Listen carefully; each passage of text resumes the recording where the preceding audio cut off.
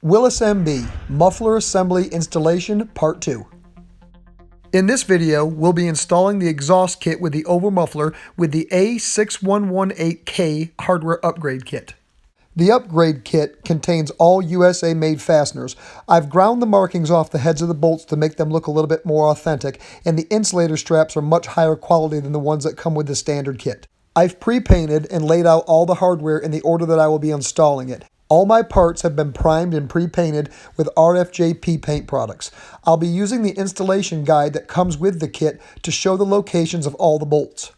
I'm going to orient the muffler onto the workbench in the exact way it is shown in the drawing in the picture so I can make sure my fasteners and clamps are all located where they should be according to the mechanical drawings. The seam is facing toward me and the opening of the tailpipe is facing away from me. Let's talk about the paint for a quick second. It is not heat paint, it's the same paint that I would paint the rest of the Jeep with. I know it will burn off when the muffler gets hot. The first part I'll be installing is the muffler tailpipe clamp, part number A6119.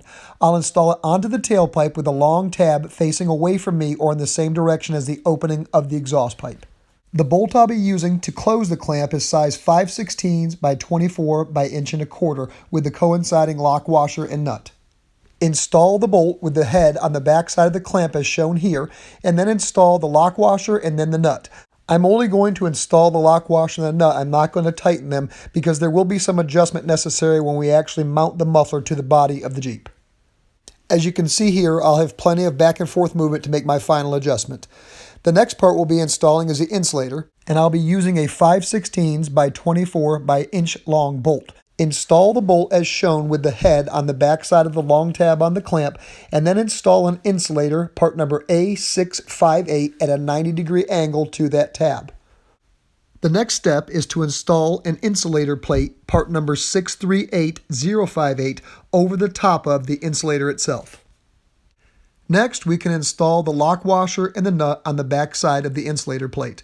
The lock washer goes up against the insulator plate as shown, and then the nut installs on top of it.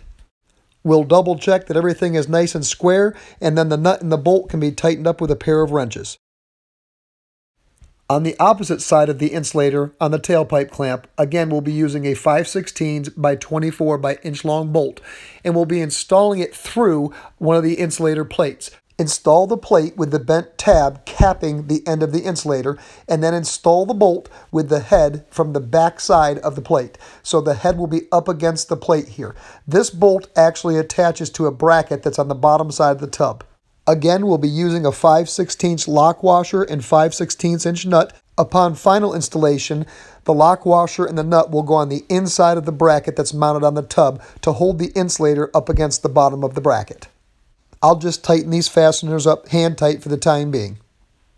Just to compare both types of insulators, the pinkish red colored ones I believe are some kind of siliconized rubber and don't last very long, and the upgraded kit is a reinforced thick rubber that should outlast the pink ones probably 5-to-1. The black rubber is probably closer to what original would have been besides. The muffler support strap is part number A657. It's oriented on top of the muffler as shown here. We'll attach an insulator on the top as shown here using another 5/16 by 24 by inch long bolt. Insert the bolt from the bottom so the head is resting up against the strap and push the bolt through the insulator. Next, install another insulator plate over the top of the insulator itself and make sure your clip is covering the end of the insulator itself. Then install the lock washer and then the nut. And we can tighten these down with 2 wrenches after we get everything all nice and square. Another advantage to the black rubber insulators is when you're tightening the bolts, you'll realize you have a nice firm surface to tighten to, and it won't squish or squeeze out the sides.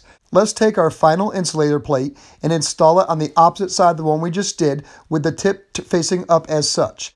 Then we can install the carriage bolt that is size 5/16 by 18 by 1.75 inch.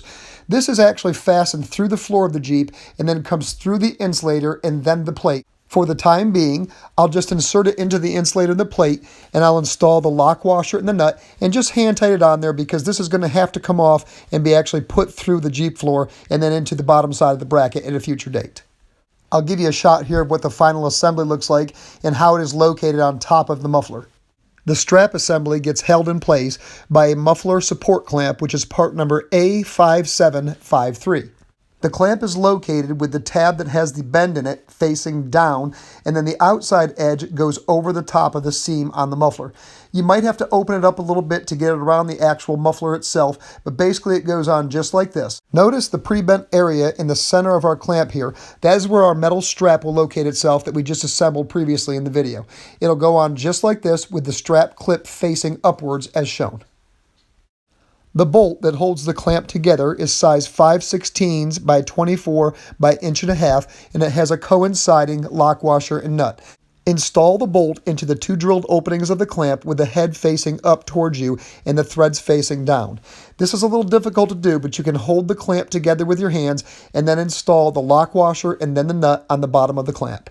I'm only going to hand tighten the fasteners here, as this is another bracket that will probably have to be adjusted back and forth to fit on its location underneath the side of the tub of the Jeep. Let's get a close look here at the clamp here in detail and how the bolt and the fasteners go together.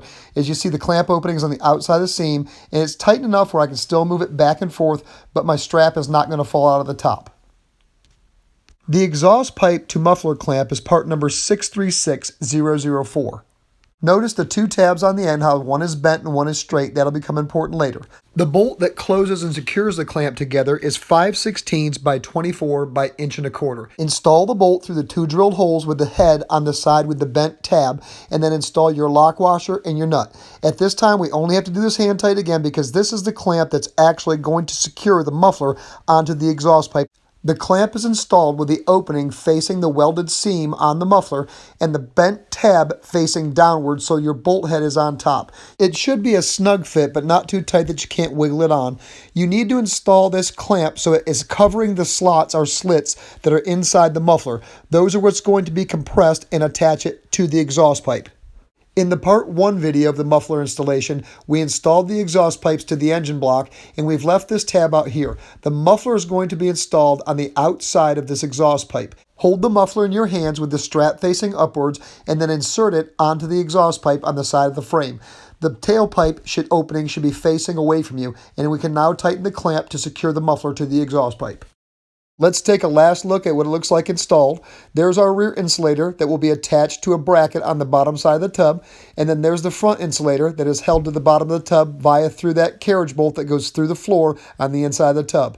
I hope you've enjoyed the video. If you need to go back to video number 1, they're available at Team G503 on YouTube. All parts for the Team G503 1943 Willys MB are provided by Ron Fitzpatrick Jeep Parts.